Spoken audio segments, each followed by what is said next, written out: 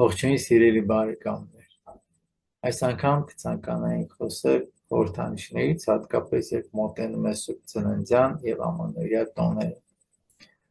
Իսկ բոլորս գիտենք, որ այդ տոներին ընդառաջ աշխարհի բոլոր քաղաքներն ու փողոցները ողողվում են զանազան բույնզգույն եւ փայլուն զարդարանքներով եւ խորհրդանիշներով։ Եվ այդ խորհրդանիշների մեջ իր ուրույն եւ կարևորագույն դերն ունի հենց հնգաթև աստղը, որի մասին էլ կցանկանայի այս անգամ խոսել։ Ընդհանրապես դրանից առաջ շատ կարևոր եմ համարում այն իմացությունը, որ ամեն մի խորհրդանիշ ունի իր ուրույն ազդեցությունը, վիբրացիան, այսինքն տատանումը եւ էներգիան, որը փոխանցում է մեզ եւ մեր շրջապատին։ Ինչ վերաբերում է հնգաթև աստղին,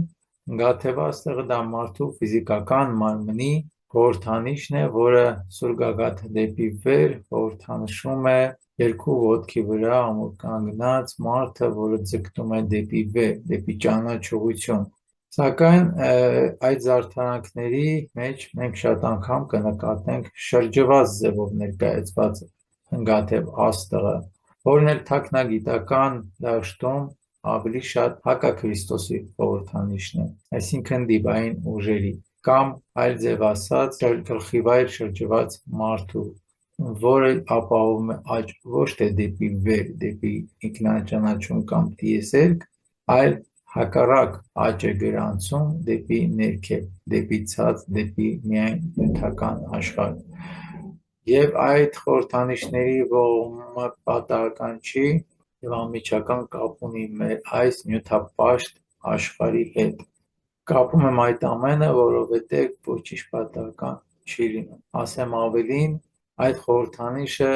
շատ տարածված ներկայացվում է նաեւ մանկական հագուստների վրա, հնգաթերթիկ ծաղիկների տեսքով շրջված եւ հնգաթև աստղ էլի շրջված տեսքով, լուսամփոփերի վրա, որը զարդարում է ամանորյա սեղանները։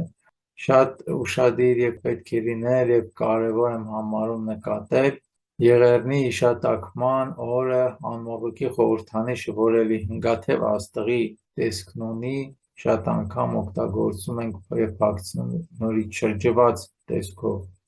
Այդ ամենը ինչքան արվում է անգիտակցաբար, սակայն ղեկավարվում է որոշ ուժերի կողմից։ Այնպես որ այսօրվա հնչեցրածս խոսքը այն մասին է, որ փորձենք գիտակցել ինչ ենք անում, ինչի մասնակից ենք դառնում եւ ինչ էներգիա ու վիբրացիաներ ենք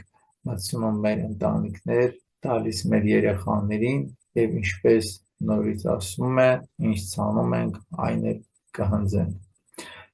Այնպես որ սիրելի բարեկամներ, փորձենք լինել արթուն, լինել ճանաչող,